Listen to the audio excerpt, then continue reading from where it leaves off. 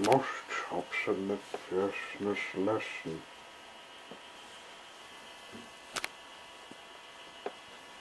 One day, Uncle Rex decided to give Eddie a Fearceness lesson, so he went to look for him. Eddie was Moschops' best friend. "Come along, Eddie. Where are you? It's time you learned to be really fierce like me," said Rex. Eddie groaned. He was sitting next to Moschops. "Perhaps if I pretend not to hear him, he will go away," he whispered. "I hate my fierceness lessons. I'm just not a frightening dinosaur, Moschops. It's no good trying to make me fierce." Uncle Rex stomped up to Eddie. "There you are, boy," he cried. "Come along now. We've got lots to do today. You haven't been making very good progress with your fierceness lessons. It amazes me how a nephew of mine can be so timid. What good is a lily-livered dinosaur? We've got to do something about it at once." "Yes, Uncle," said Eddie. They trudged off to find a quiet spot for the lesson. You won't want me to hunt something today, will you, Uncle? Only I had a good breakfast, and I'm not feeling at all hungry." Uncle Rex frowned. The last time he had tried to teach Eddie to hunt things, his nephew had made friends with the animals he was chasing and ruined the whole hunt. "No, I don't think you're ready for that yet," he said. "Today, I'm going to teach you how to roar so fiercely that everything will be very frightened of you." "Oh," said Eddie, and he cleared his throat. "That's right," said Uncle Rex. "Now copy me." He let out such a roar that Eddie's knees went all weak, and he had to sit down very suddenly. "What's the matter with you? Get up and make that noise," said Uncle Rex sharply. "Oh!" shouted Eddie at the top of his voice. "Not bad," said Uncle Rex.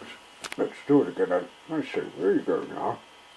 Eddie had run across the comfort Flower, who was shaking all over with fright. "It's all right, Flower," said Eddie. "I wasn't really being fierce, you know. I was only pretending. Here, let me wipe away the dew for you. You really mustn't cry like that." "Softly," exclaimed Uncle Rex. "Leave that Flower alone and come back for the rest of your lesson." This time they walked round a bit until they were as far away from Flower as possible. "Now try again," commanded Uncle Rex. Eddie took a deep breath, drew in his chest, and let out as loud a roar as he could. He made it last as long as possible so that Uncle Rex would be pleased. But while he was roaring, Mrs. Carey rushed up. She gave Uncle Rex a great shove and rushed over to Eddie. "You're better get said Eddie," she said, hugging him. "Nasty old Uncle Rex. Fancy making you cry like that. He ought to know better." She turned to Uncle Rex, who stood speechless with amazement. "You big bully," she shouted at him, "upsetting this dear boy, who never does anything worse than bring mud indoors when I've just cleaned up. If I hadn't been collecting horse tails for lunch, I would never have heard his dreadful wails."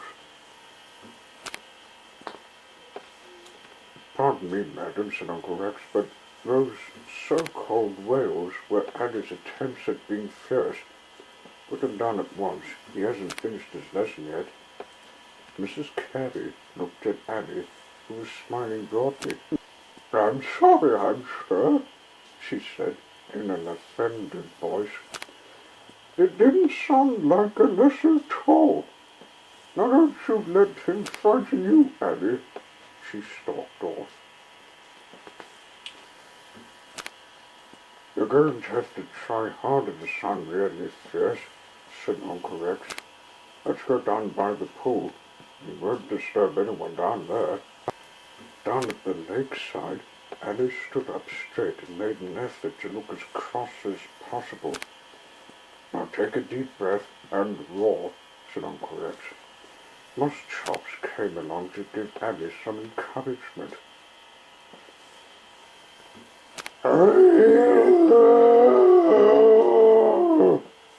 Shouted Alice. There was a tremendous commotion nearby, and water went everywhere. In the middle of it all, Mr. Ichthyosaurus appeared, looking very surprised. Alice jumped and stumbled backwards. He didn't see where he was going, and he tripped over a sharp boulder, landing on his back with a painful bump. He wailed. It sounded exactly like the roars of terror he had been making. That's the first time I've heard a dinosaur cry before it hurt itself, as well as after, said Mr. Ichthyosaurus. He made sure there was nothing he could do, and then went underwater for lunch. Uncle Rex helped Andy to get up. He sighed deeply. I give up, he said. You'll never make a fierce dinosaur. Either you're sorry for the things you've frightened, or everyone thinks you've hurt yourself. Sorry, Uncle, said Eddie, but I can't help it. I'm just a naturally nice dinosaur.